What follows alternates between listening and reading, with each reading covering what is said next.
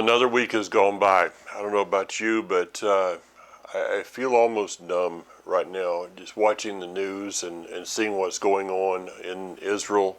I think about the people I've been in contact with, not just Hanok, but various others. I want to say thank you again to those who have donated, have given so generously. I the stories I'm beginning to get back of where that money's going. Some of that, most of it, I cannot report on, but it's going to the causes. I just keep thinking about the people. I just said to Kathy a few moments ago before I came up to my office to record.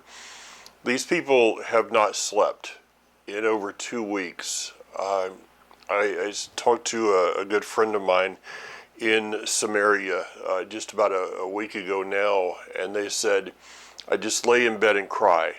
This is a lady that I know, and she has so many of her relatives that are in Gaza, including a son, and I could just hear in her voice. If you've ever gone through a time in life to where things were just so horrendous that you couldn't sleep, imagine that now over 2 weeks, going on 3 weeks, not knowing at any moment when this Gaza incursion is going to go full bore. People on social media keep saying, well, Israel just needs to go in. Well, would you as a mom or dad be as quick to say that if you knew that it was going to be your son, your daughter, that would be one of the first people to set foot?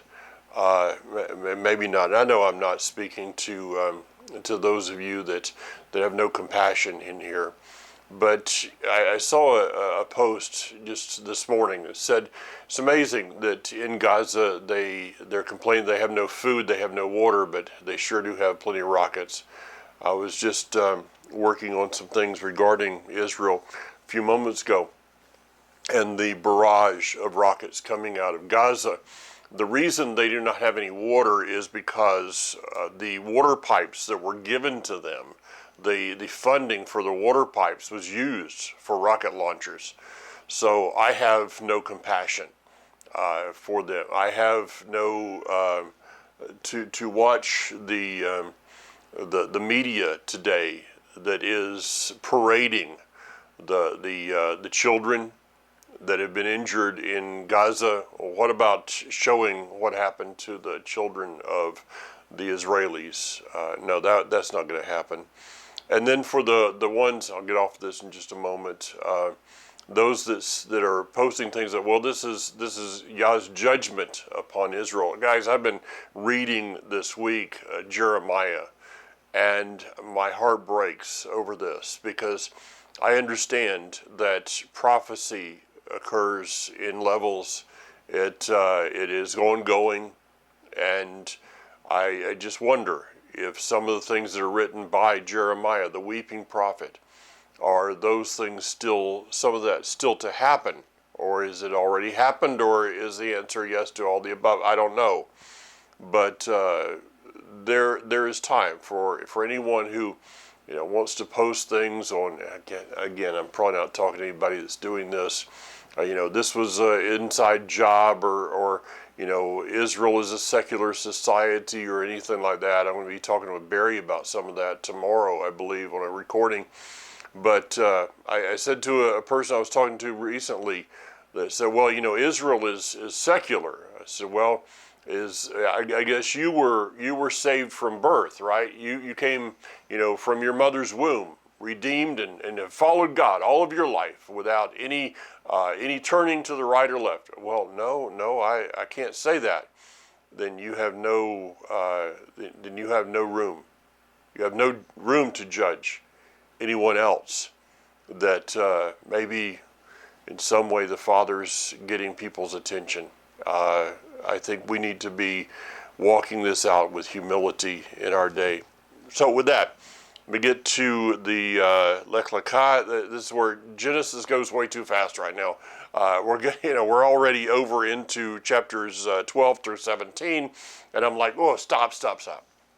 We can't. We're continuing to move on, and it says now Yudevave said to Avram, it's the word Amar, which is, if you want to go back and do a little study on this, read Genesis chapter 1.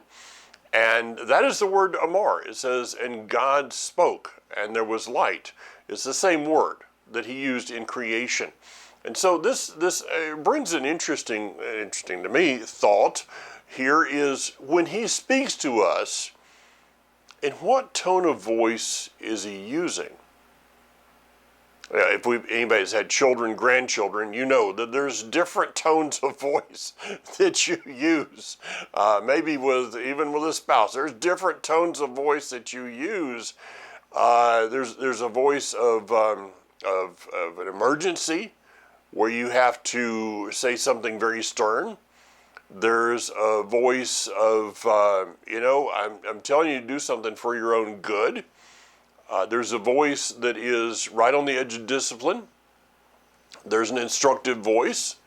Well, this is more of a creative voice that the Almighty is speaking to Avram in a way that is bringing out, I guess I could term it like this. He's speaking to the Avram who he is bringing forth as the Abraham. I'll do that in English. He's speaking to the Abram who he is now bringing forth as the Abraham. I don't know about you, but I much prefer when I hear that creative voice instead of the voice of you really need to listen here before we have to move on to some things that are more serious. And he says lech lecha, which is translated, of course, get yourself out. But the word lech lecha is not really, get out is not really what he's speaking of here. It is more of a word of go. It can be translated go. It can be translated walk. It can be translated come or come to me. So is Abram and his walk, is this about his going out of Ur? Is it about the walk that he will have between Ur and Canaan? Is it about Canaan itself? What's the answer, of course, is yes. That every step of our walk is an important step. And when we understand that it is that our redemption, our being taken from where we were in sin into his kingdom, that when he spoke to us, he was speaking about us coming out.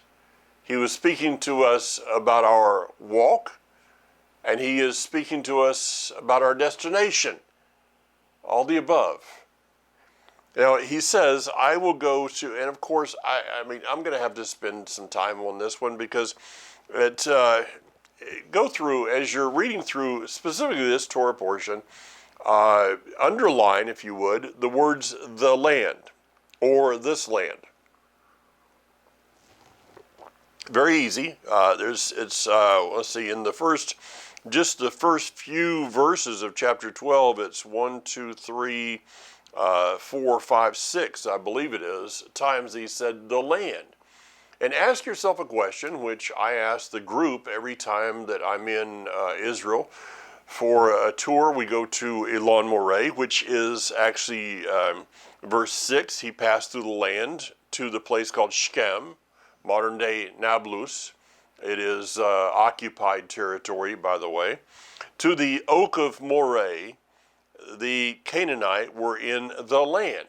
Now, this is the place that we believe is Elon Moreh. There's a town there called Elon Moreh and a hillside. Some of you have been there with me. And I asked the question, when Abram is standing on top of that hill and he is given these words, I will go, I will give you the land, was there any question in his mind what those words meant? I would say absolutely not. There was no question in his mind, and there should be no question in our mind today. Now, he says, I will get out of your country, away from your house. This is, well, let me go down. I'm going to turn my ringer off here because I got a lot of people texting me this morning. I'll get back to that in just a moment. He says, get out of your country, away from your family, to a land I'm going to allow you to perceive.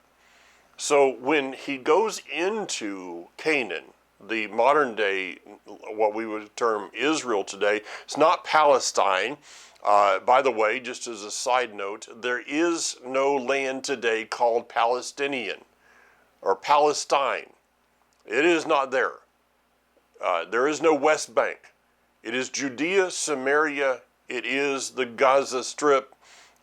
This is Israel territory, period, absolute, and I don't care what the talking heads that don't have any brains in those heads say to us on the media. Have I made myself clear? So he tells him, I'm going to take you, I want you to go out of your land that you're in. So Abram had to depart from those that were dying in their paganism. Think about that. He had to depart from those who were dying in their paganism. He had to also depart from those who were existing in their paganism. There are many people today that are existing in paganism, that when confronted with the truth of coming out of something, there are those that make a decision to stay, and those that make a decision, well, let me say it like this. There are those who make a decision based upon the fact that they like their paganism. They like their heathenism. They like the place that they're in disobedience to the Word of God. They've decided, I don't really care what God says. I'm gonna enjoy this.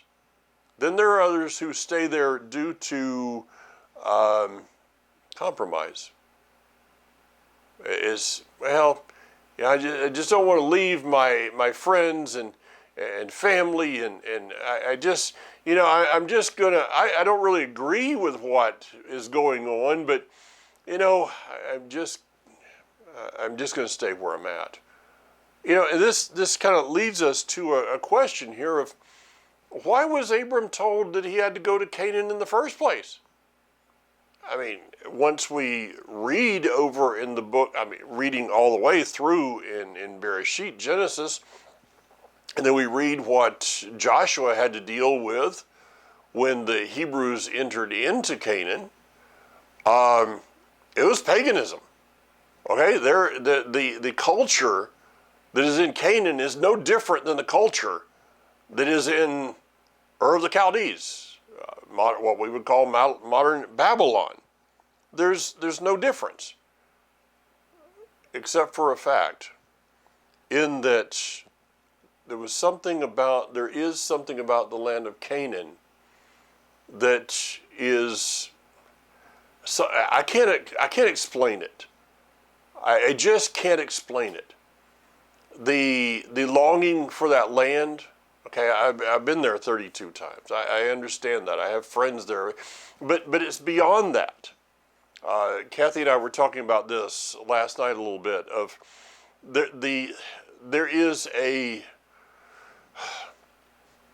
there are people today that could care less about the land of Israel.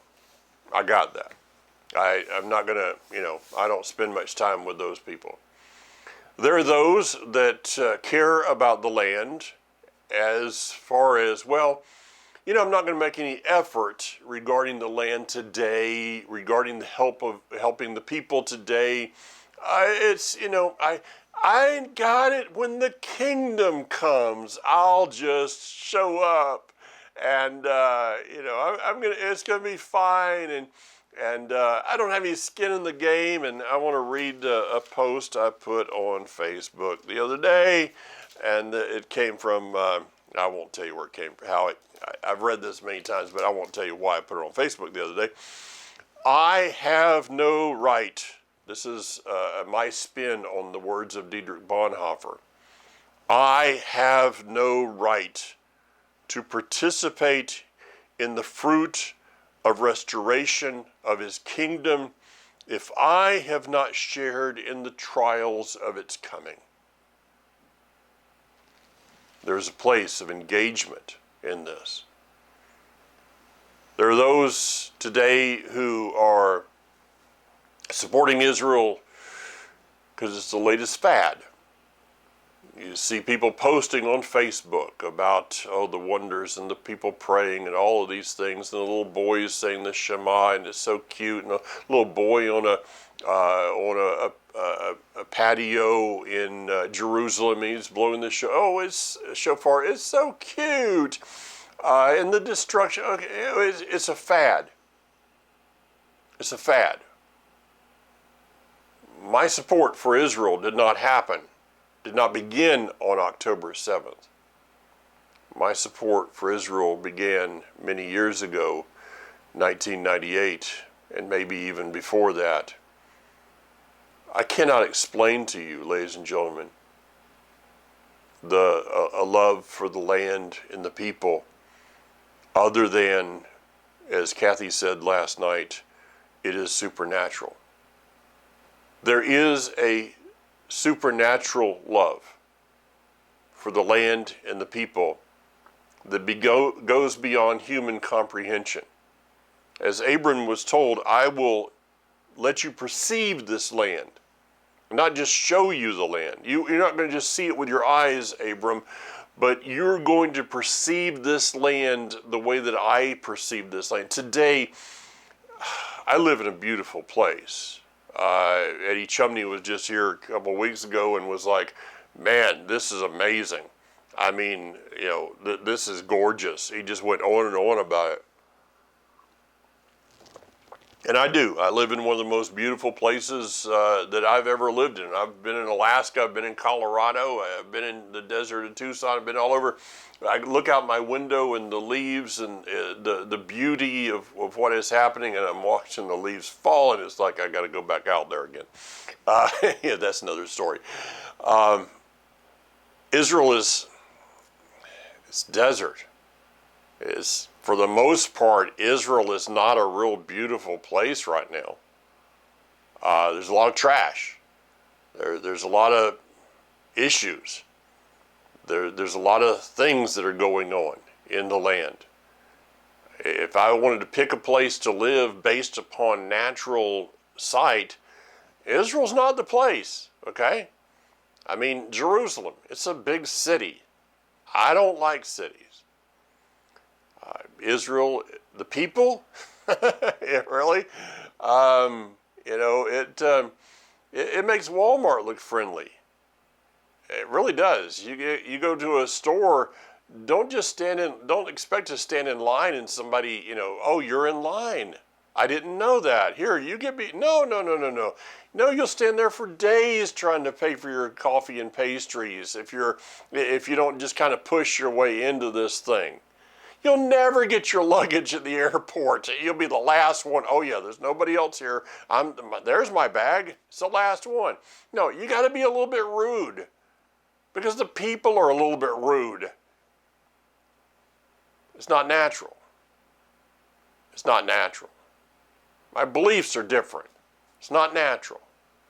But there's a supernatural love that the Father gives you when he allows you to perceive his land and his people. He says, I will give you this land. What is this war about today? What's it about? It's about one basic thing. Did God lie? Did the Elohim of Abraham, Isaac, Jacob, did he lie or not? Period. So if anyone that happens to come along here, if you're siding with the Palestinian cause, you are believing in and propagating that the creator of the universe is a liar.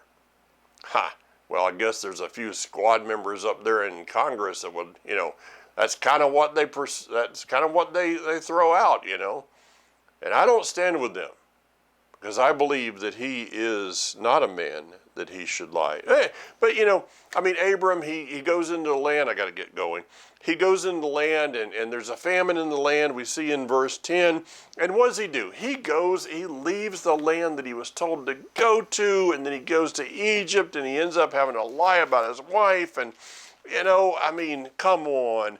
The guy is just human, right? And so go ahead and just pass, let's just pass judgment on this, on Abram here. He's right from the start, okay, he did one thing right and then he blew it after that. Well, I got a question. Has there ever been a time in your life that you just didn't have enough money in the bank to buy something, so instead you reach for a credit card knowing you shouldn't? Oh, there was a famine in your checking account, right? There was a famine in your finances, so instead of seeking the Father about what you should do, you reach for your credit card, and that got you in trouble, and it kept you going into a hole, and you're still trying to dig out of it, right? Yeah, maybe we shouldn't be so hard on Abram, since probably most of us, including myself, have done the same thing. And then we have the issue of Lot. It was the taking of Lot with Abram. Was it a favor to somebody? Was it the righteous thing to do? There's things that we do in life that, let's just call it, here's a term, this is the first time I'm ever using this term, I just coined it, of right-hearted baggage. Okay, you heard it here first. You see it anywhere out there on a meme, and you know where it came from. Right-hearted baggage. I think that Lot, we can make an argument here that Abram had some responsibility to Lot, and what he did in taking Lot from Ur and then into Canaan with him. Yeah, it was maybe the right thing to do. But it ended up becoming baggage. And so there ends up being a quarrel between the herds of Lot and the herds of Abram. And why was that? Why was there this quarrel? Because somewhere along the line here, Lot decided he did not want to submit to Abram. Now, Lot could have been, he ended up being a very wealthy man, but when Abram took Lot out of Ur of the Chaldees, he was supposed to join Abram. He was supposed to be the, Urite that joined himself to Abram to serve him. He could have been like the general manager for Abram, knowing Abram and his generosity would have probably been a very wealthy man, but instead he decided that he was not going to submit himself to Abram. Not totally. I'm gonna enjoy listen to what I'm about to say. I'm going to enjoy the blessings that I get from being associated with Abram, but, I just don't really want to submit myself totally and completely. I want to be my own man. I want to be my own woman here and just kind of follow along and, and build my own kingdom. Maybe Abram won't notice. Well, the Almighty noticed and provided this issue of I think he probably instigated this quarreling between the herdsmen of Lot and the herdsmen of Avram. And so we see the quarrel ends up becoming separation. Abram could have said, all right, you're going that way and you're fired. No, Abram has more faith than that. And so he says to Lot, hey, look out, which way you want to go?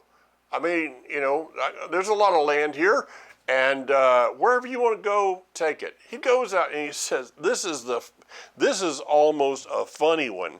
that he looked out, and this is verse 10, Lot looked up and saw that the whole plain of the Jordan was well watered everywhere before Yudhe-Vavhe destroyed Sodom and Gomorrah, like the garden of Yudhe-Vavhe. Really? I've been there. Garden? No, I wouldn't call it that today, because this is where this is the Dead Sea. This is, the area of Sodom and Gomorrah. I mean, it is nothing. Nothing really survives there at all, and it is a barren wasteland of sulfur, to the point that you can't hardly grow anything there. It takes tremendous effort to grow even the smallest of plants in this environment here. And back then it looked like the garden of Eden. Well, now how did Lot know about that? Well, remember that we go back in the genealogy that this was all passed on through Abram, through Adam, and to Seth, and then to Noah, to Shem, to Abram, to Lot. These guys probably knew each other, and this is all being passed on from generation to generation. Well, Lot looks at this thing through natural eyes, and he decides, hey, I'm going over there. And he goes to the area of Sodom and Gomorrah. Now, if you understand the topography, and you've done what I've been saying of getting a map of Israel and putting it on your wall so you can get used to it, even if you've never been there, when he leaves that area and takes that walk towards Sodom and Gomorrah, what's he turning his back on? That's right. He turns his back on Jerusalem. Anytime, if I forget you, O Jerusalem, may my right hand wither away, may my tongue stick to the roof of my mouth, if I do not consider Jerusalem the chief of all my joys in this world. So he turns his back on Jerusalem, and in doing so, makes a bad decision, gets captured, and Abram, being the guy that he is, talk about compassion. Now, me and my personality, my wife would tell you, no way. Lot, you got what's coming to you. You deserve this. You should, just whatever. They're probably going to kill you, and maybe I'll, see about getting your body buried. Abram didn't think like that. So Abram gathers together 318 of his fighting men, trained men. Interesting enough, and this is not holed up in Hebrew, so it's just kind of a passing thought. But the word peace, the English word peace, is used in the Tanakh, and I didn't check this. Okay, I just found this in my research on the internet, which means I typed in 318 meaning in word meaning in Scripture. Well, the word peace is used in the Tanakh, the Hebrew Bible, Genesis to Malachi, 318 times. Well, let's just consider this, that peace comes through battle. Shalom. Peace comes through battle.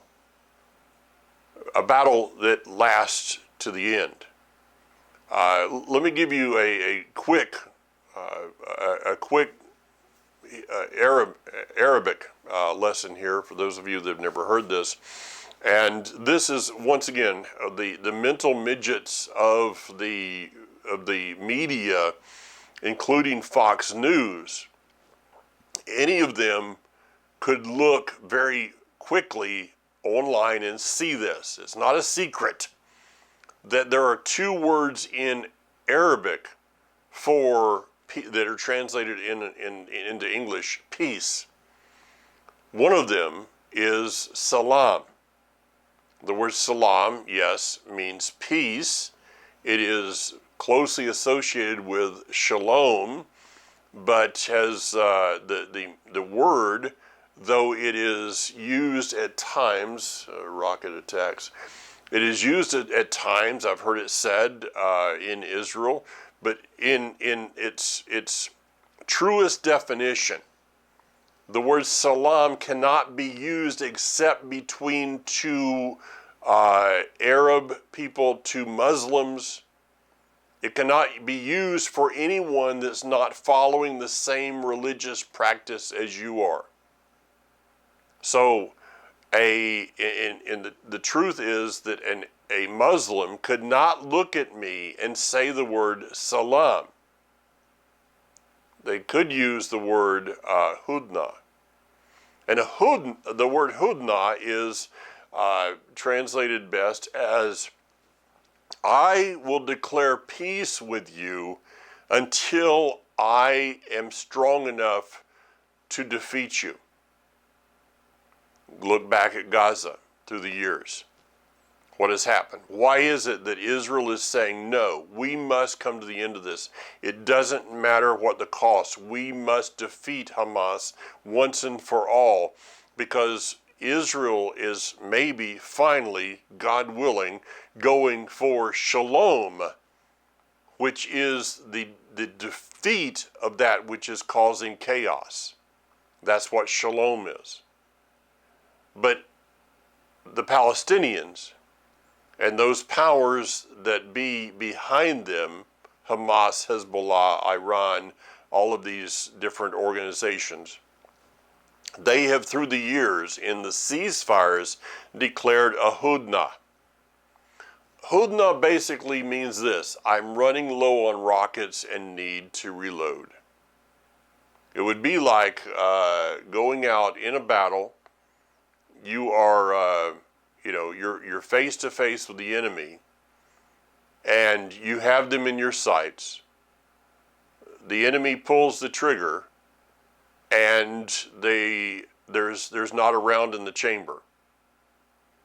And so the enemy says to you, peace, man. I mean, I don't mean it, peace. Just don't shoot, don't pull the trigger. And you're dumb enough, knowing their intent and their promise to wipe you out. You're dumb enough not to pull the trigger. You go, okay, yeah, we'll have peace, and in that moment's time, they reload and you're dead. That's a hudna. Let us not fall for that. And again, anybody that has any contact with the mental midgets of the media, I'd be glad to share these little tidbits with them that they were not able to find. So after the battle, which Abram goes to battle to get shalom and to bring Lot back, and in the process of this, after this is over, he meets Melchizedek. Now, if you've never studied Melchizedek, this is going to be a very important study in the future. I may do some things along the way, probably not. I don't need to do teachings that I can point you to a teaching that is already done in an amazing manner, and I'm going to point you to Eddie Chumney, friend and colleague. Eddie Chumney, his website, Hebroots, HEBROOTS.org, I think it is. You can also go to Hebrew Roots Network, and you can type in Eddie Chumney. His teaching on the Melchizedek priesthood is the best that I've ever seen. It's good. And I trust Eddie in his research. He's amazing in his research. I can tell you that for what is coming in weeks, months, years, whatever it is, the fulfillment of the book of Acts, chapter 2, which says, the heavens will hold him back until the restoration of all things. And I have asked myself the question for many years, going all the way back to my Assembly of God days in 1987, 88, right in the 88, I guess it was, 88, 89.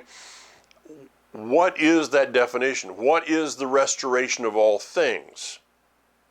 It's evident that we're not there yet, because the return of Messiah is still not there.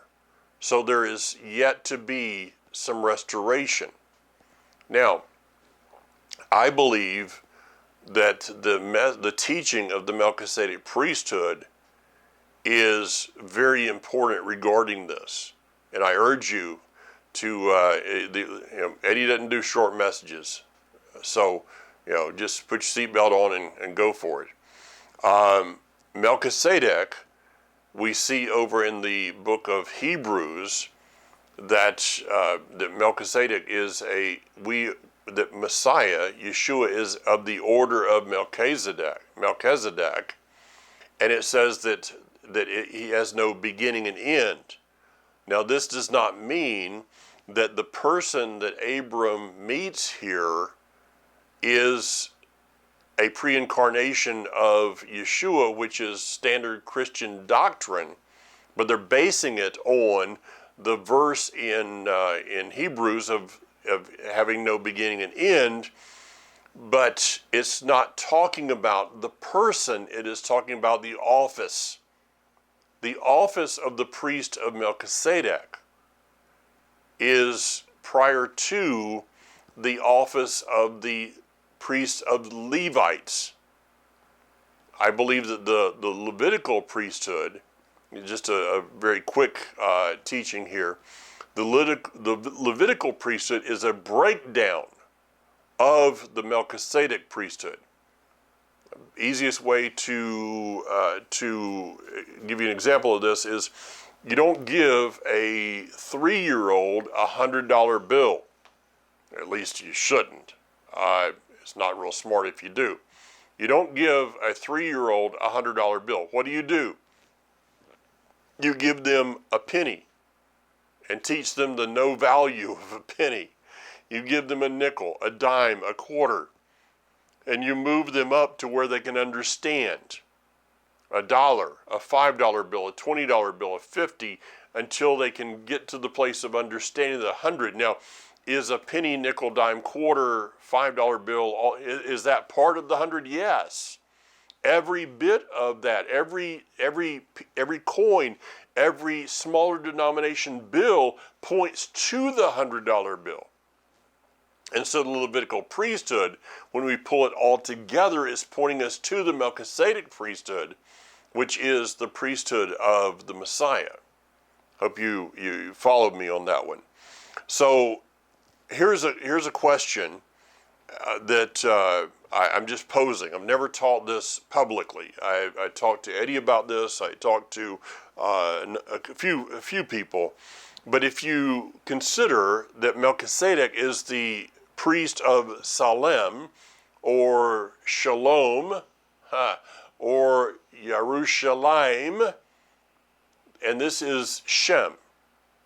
We see in some of the Jewish writings that Shem was, after the flood, Shem went to Jerusalem and set up houses of study. Don't know if that's true or not. I tend to believe that it is. So he set up houses of study. Abram, it is possible, was going to meet Shem. Shem, on the other hand, it says it was coming down. I don't know why, but this is just my thought. Is it possible that Abram met Shem at the place we now know of as Qumran? The place that would be later on known as the place of the Essenes. Possibility, according to one researcher, that there are some of the temple treasures, even the tabernacle treasures, that are buried there. This is where the Dead Sea Scrolls were found. This is where the Essene writing, and they were not known as Essenes in that day, the Yachad. This is where they were at. Is it possible there is something about that area? And this is where Abram and Melchizedek met. I don't know. Okay, I'm just kind of floating it out there. Is it important? I don't know. Again, I'm just floating it out there. What we do see is that prior to the book of Leviticus, that Abram gave a tenth, a tithe, unto Melchizedek. So for those who would say that, well, tithing is only under the Levitical priesthood, well, Abram didn't see it that way. This may seem a little self-serving. A lot of you that are out there, you would agree with me. Some kind of tune me out right about now, and you're like, looking at your spouse or somebody going, hey, when he's done with that, let me know and I'll listen again. One of the greatest things that my grandmother taught me, my grandmother over that shoulder, never can get that right, that shoulder there. One of the things my grandmother taught me was tithing. Now, it was taught to me in principle. It was never taught to me as something that I did. When Granny was living out her life before me, I had no income. By the time that I did have income, God was not really was not really the foremost thought in my mind. Okay, just put it that way. But when Kathy and I came to a relationship with the Almighty through Yeshua back in 1986, the first thing on the table was tithing, and it wasn't a question of, or is this something we're going to do? No, I knew that this is something I needed to do.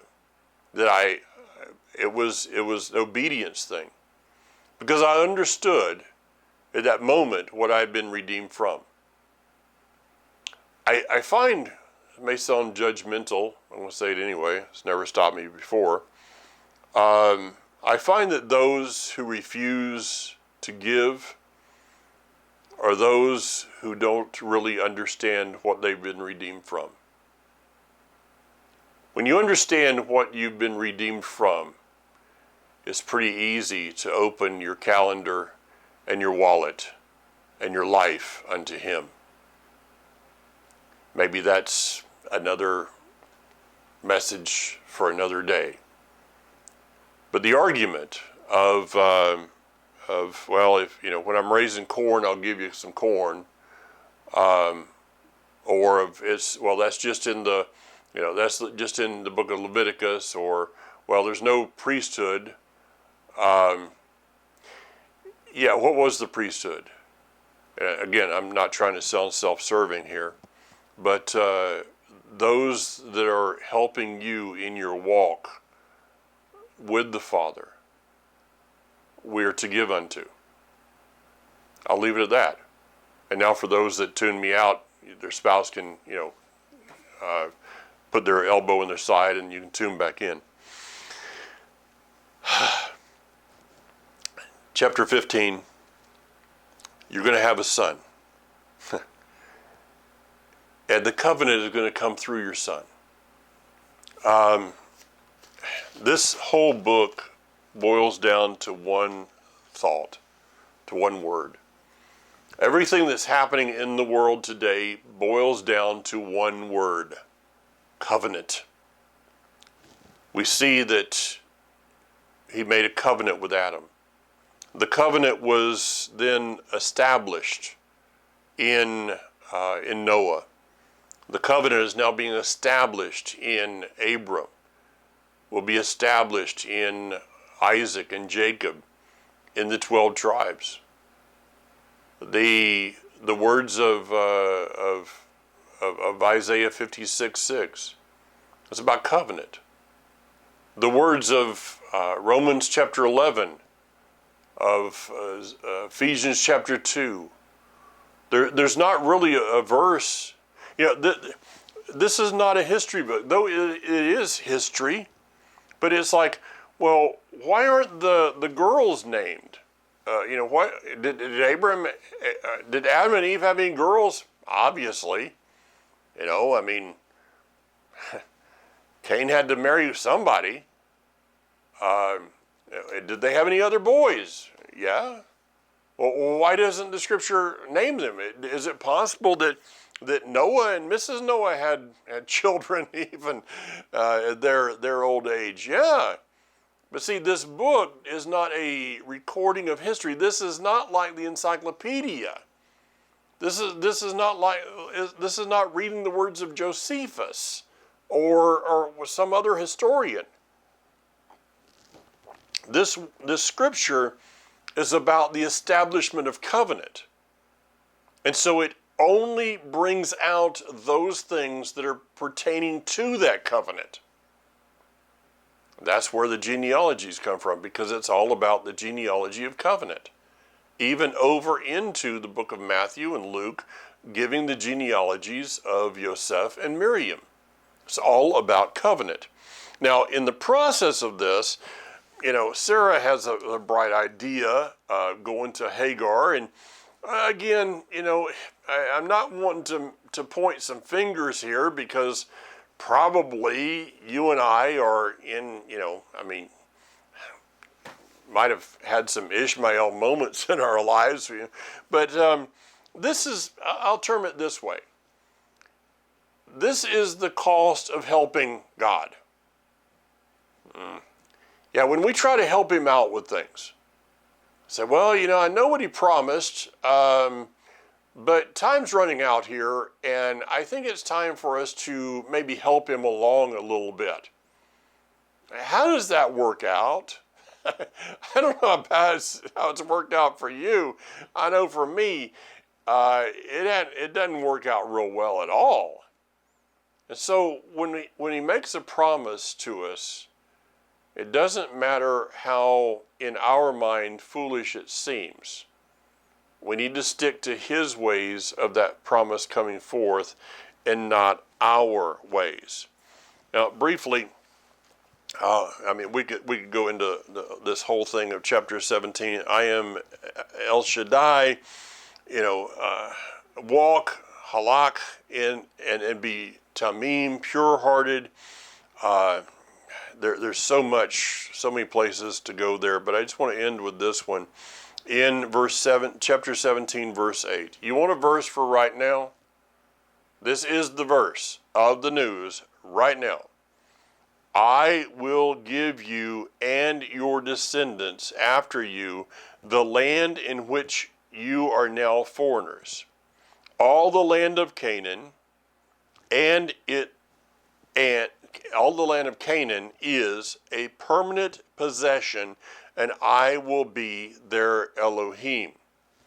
So the word I will establish my covenant, is the word kum, which we've talked about with Noah. This is the same word about the covenant. I will establish my covenant, and I will give you the land of Canaan, which overlay that of where it was, go back to your maps, and it looks a whole lot like the land of Israel. Yeah. And in fact, the borders, which we can continue through the Torah, the borders, yeah, they're Israel. He wasn't confused then. He's not confused now. And the word permanent is the word olam. Probably the best English word to use there is permanent. So this pretty much settles it of what is this war all about.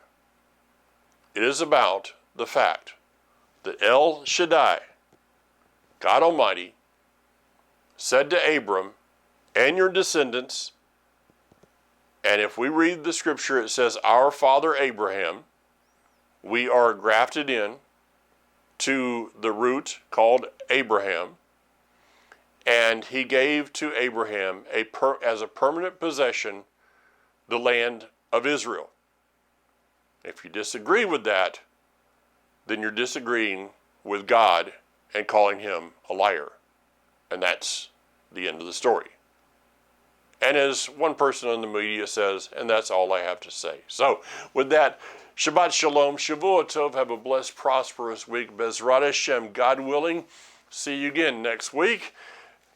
Pray for the shalom, not peace, but shalom of Yerushalayim, for the protection of his people, the protection of his land. May those who seek him find him. May those who fight against him be destroyed with vengeance. Till next week, be strong. Yivarechecha Adonai v'yishmarecha. Ya'er Adonai panav elecha v'yichunecha. Yisa Adonai panav elecha v'yasem lecha shalom.